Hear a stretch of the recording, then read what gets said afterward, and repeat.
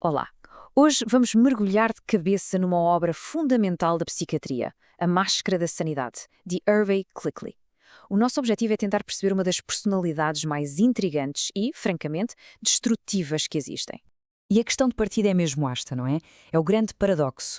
Como é que indivíduos que parecem ter tudo a seu favor, inteligência, charme, sucesso aparente, acabam por, de forma quase inexplicável, destruir as suas próprias vidas e, claro, as de todos à sua volta? Bem, vamos já pôr os pontos nos is. É absolutamente crucial perceber que estas pessoas não encaixam de todo na imagem que se costuma ter de uma doença mental grave. Elas veem a realidade física tal como nós. O seu raciocínio lógico está perfeitamente intacto. E é aqui que entra a metáfora central e genial de Cleckley. A normalidade que eles projetam não é só uma fachada, é muito mais do que isso. É uma imitação exímia, uma máscara tão bem feita que engana praticamente toda a gente, escondendo um vazio absolutamente chocante por detrás. Ok, vamos então explorar esta contradição. Este paradoxo gritante entre o que se vê por fora e o que existe por dentro. Como é que é possível alguém parecer tão incrivelmente funcional e ao mesmo tempo ser a fonte de tanto caos? Esta citação de Cleckley é brilhante. Ele está a descrever um paciente, o Tom. Pensem nisto. Apesar de uma vida inteira de enganos, mentiras e autodestruição, o Tom aparecia sempre completamente ileso, como se nada o tivesse afetado. É como olhar para os destroços de um acidente de viação e ver o condutor a sair do carro, a sorrir, sem um único arranhão. A desconexão com a realidade da sua própria vida é total. Muito bem, vamos então ver como é que esta máscara é construída. Quais são os materiais, digamos assim, que a tornam tão realista e tão convincente? Olhem, esta distinção aqui é fundamental. Uma pessoa com psicose, de facto, perde o contacto com a realidade, vê coisas que não existem. Já o psicopata, não. Ele vê a mesma realidade que nós. O problema é que a relação dele com o significado das coisas está profundamente afetada. Ele não consegue sentir o valor emocional de nada. E a base desta máscara, muitas vezes, é uma inteligência notável, às vezes até excepcional. Cleckley fala de um paciente, o Max, que era incrivelmente astuto. Conseguia criar esquemas super complexos e manipular toda a gente. A mente dele era uma ferramenta afiadíssima, só que era usada sem qualquer tipo de bússola moral. E são estes os traços que tornam o disfarce tão eficaz. Tem uma lábia incrível, arranjam desculpas lógicas e impecáveis para todos os seus erros e projetam uma autoconfiança que consegue desarmar até os mais desconfiados. Família, amigos, até terapeutas experientes acabam por acreditar na sinceridade deles. Este exemplo é perfeito. Ilustra na perfeição esta capacidade de simular uma introspecção profunda. Este jovem convenceu um conselheiro com anos de experiência de que ele tinha uma compreensão total dos seus erros, mas, na verdade, era tudo teatro. Era uma performance verbal. Ele conhecia a letra da música, a pauta toda, mas não sentia a melodia. Não sentia absolutamente nada. Bom, já vimos a máscara por fora. Agora, vamos fazer o que interessa, espreitar o que está por trás. Porque por baixo de todo aquele brilho, de todo aquele charme, o que Cleckley descobriu foi um vazio profundo e verdadeiramente desconcertante. Estas foram as palavras exatas de um paciente chamado Pete. A pergunta foi: estás apaixonado pela mulher com quem vais casar?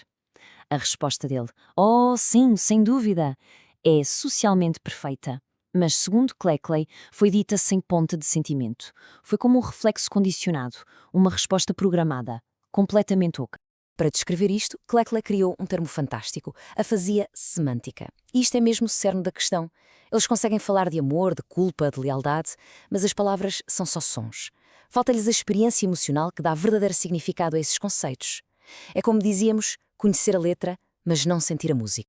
E é exatamente por causa desta afasia semântica que eles conseguem contar os seus atos mais horríveis com uma calma que nos deixa perplexos.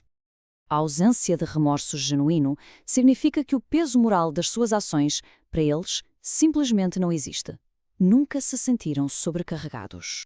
Esta citação é de arrepiar. Revela uma incapacidade gritante de perceber o peso emocional dos acontecimentos mais importantes da vida. Para este paciente, a morte da própria mãe era um facto abstrato. Era como dizer que o céu é azul. A dimensão humana, a dor, a perda, estava tudo ausente. Então, este vazio emocional, como é que se traduz em ações concretas? Quais são as consequências disto no mundo real? Bom, como o título indica, o resultado é um rasto de ruína. Vejamos alguns exemplos. Lembram-se do Max, o paciente super inteligente? Pois bem, foi ele que fez isto. Um ato bizarro, grotesco e completamente sem sentido. Não era um gesto de fé, nem sequer de troça. Era só um ato vazio. Uma criação tão oca como a personalidade que a criou. E continua, temos aqui um ato de pura destruição social, aparentemente sem motivo nenhum. Não houve uma discussão, não havia um desejo de vingança. Foi só um ato de crueldade gratuito e inexplicável que surgiu do nada. Aqui já se começa a ver o padrão, não é? O padrão de criar confusão e destruição desnecessárias.